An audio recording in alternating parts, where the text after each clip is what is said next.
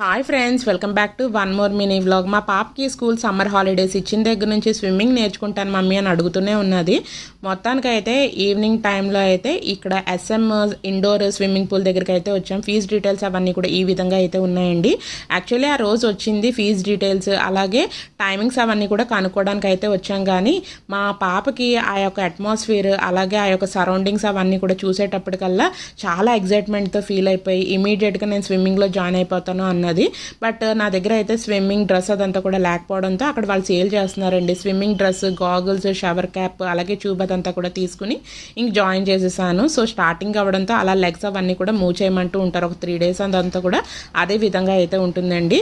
So ఇలా నేనైతే monthly based కాకుండా ఒక వారం రోజుల వరకు ఏ రోజుకి ఆ రోజు పేమెంట్ అదంతా కూడా చేస్తూ ఉన్నాను. వన్స్ అలవాటు అయిన తర్వాత మంత్లీ పేమెంట్ అదంతా కూడా చేద్దామని చెప్పేసి అనుకుంటున్నానండి. ఆ రోజు అయితే చాలా చాలా బాగా అయితే ఎంజాయ్ చేసింది. వీడియో నచ్చినట్లయితే లైక్ చేయండి.